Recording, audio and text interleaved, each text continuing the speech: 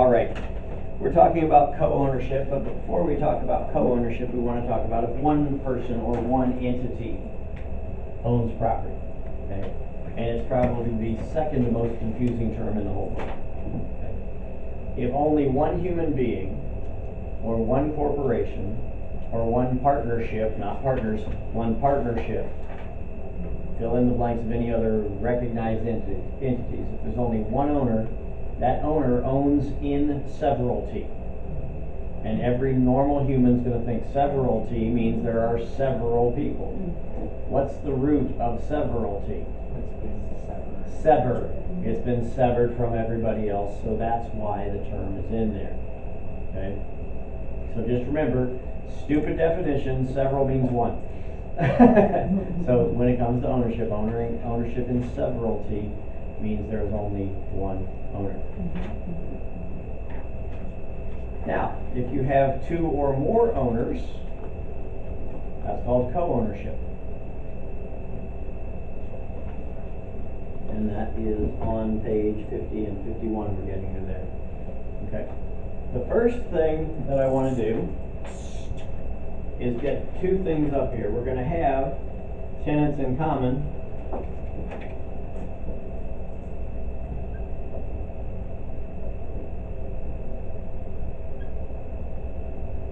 and joint tenants.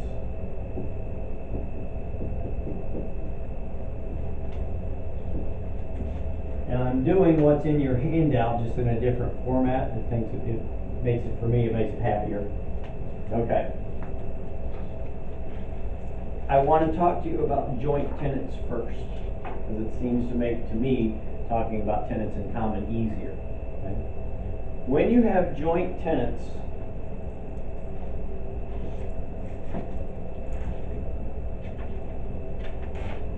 you have four unities. And those unities are possession, interest, time, and title.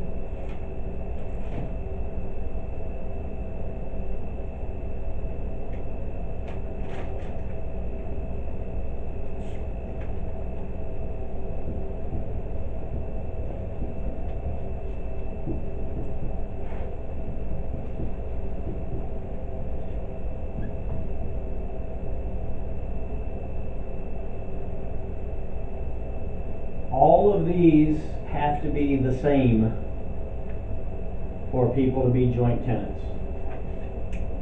Okay, so Monique, Chris, and Colby. Nope, can't do that because they're two K's. We have Chris, Monique, and Tiffany own this building. Okay?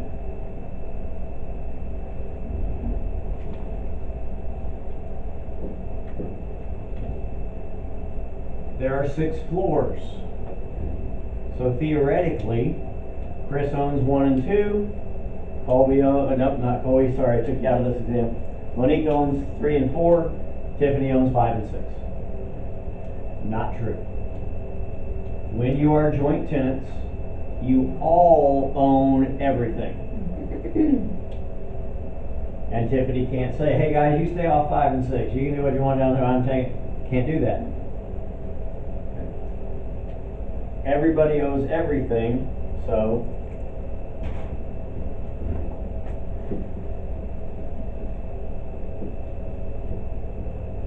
you have the right to possess it all.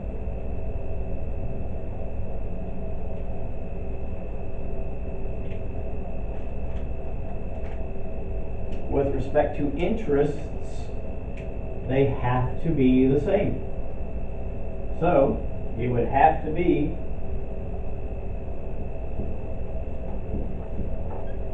one-third, one-third, one-third ownership. Again, not physical,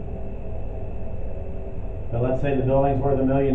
You each have $333,000 worth of interest in it, but no particular interest. Make sense? You have to have gotten ownership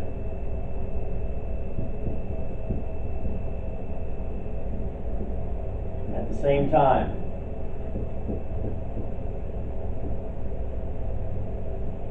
with the same document.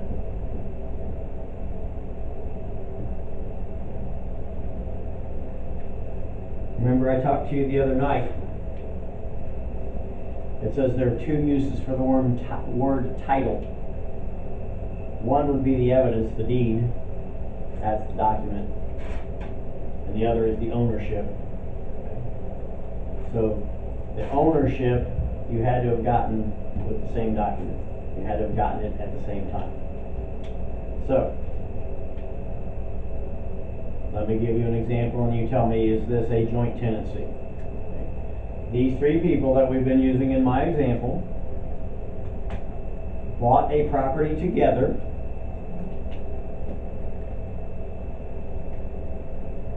They can all go anywhere. They each got there was one deed issued showing that each one of them is an owner, and they all closed at the same time. Do they have possession, interest, time, and title? Okay. Then they're more than likely joint tenants. They could choose in writing to do something different, but we'll talk about that here in a minute. So, in a question on my tests, in a question on the state exam, if you have a question of who are these people, are they tenants in common, tenants by the entirety, joint tenants, any of those things, the first thing I want you to do on every question is remember that joint tenants need to have all four. Then you reread the question and see if all four things exist. Now, I have a very stupid way to remember joint tenancies, but it has worked for me for a long time. If you get caught with a joint, you're going to get thrown in a pit. Makes sense to me. It's silly, but one of the things Charlie is awesome at is giving mnemonics, things that help you remember things. Mm-hmm. That's one of the ones that I've used for years. Now anymore, depending on what state you're in, that no longer is true. I know, right. I'm up here too.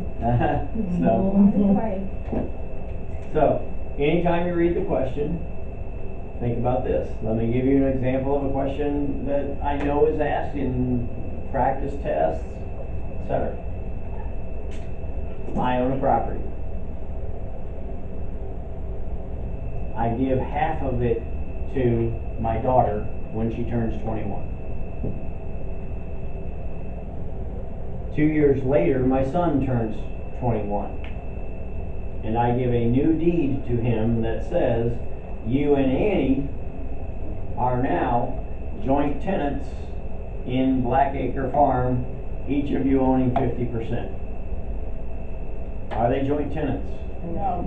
Why not? They didn't get it At at the the same time. Didn't get it at the same time, Not the same. nor with the same deed. So even though I wanted to do it the way I described it to you, I missed. Okay. Now, technically there's a way to do it. We don't need to worry about that. Technically what I'm going to do is I'm going to take the deed back to myself and then give it back to both of them at the same time. Or I'm going to give the deed to Kelly and make Andy give the deed to Kelly, and then Kelly is going to give the deed back to both people at the same time, so you can fix it. Forget about fixing it. Just remember this example for test questions. You have to have possession, interest, time, and title. If someone tells you I'm wrong with my example, they're probably technically right. But for getting the answer correct on the tests, remember, I can't give something to someone and then give some more to it and make them both joint tenants. So far, so good. Okay. Now, sorry guys, those of you that got picked on this one aren't going to like it. Someone's about to die.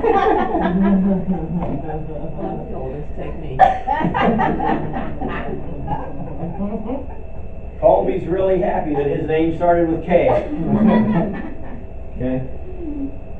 When you have joint tenants, you have rights of survivorship. What's survivorship? Living longer. Yeah. Okay, sorry, Chris. Chris dies.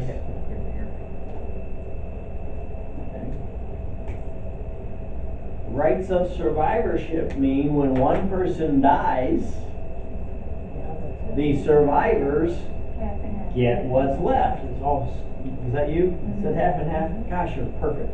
Okay? Chris's interest is dead, right along with her. It was a good one.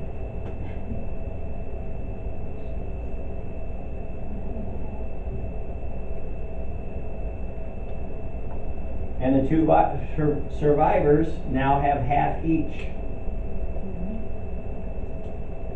Not a trick, but a tricky question. Are they joint tenants? Why? Because you still have PITT. They can possess it all, they have the same amount of interest, and they got their interests, even though we're two different chunks of interest, they got them at the same time under the same document. So even though one of them dies, the rest of them are still joint tenants. Okay? What if Chris had a will that said, all of anything I own goes to my daughter? Pardon me? Whoever she leaves it to will be attending the common, and the other two will still have joint. You are about 95% right, but the 5% is a big thing from question perspectives. If I'm a joint tenant and my will says my daughter gets what's left when I die, that will means nothing with respect to that. I cannot will my interest in a joint tenancy. Even if I try to, it doesn't matter, because who gets it? In this case, it's going to be Monique and Tiffany. Okay? So it'll be the common if she did it while she was still alive, right? Yes. Okay. Excellent.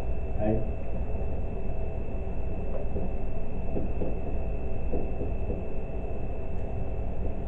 You cannot will it to someone. So far, so good? Okay. Sorry, Monique. Monique is done. Now what? You know. Tiffany gets it all. And Tiffany is now a what?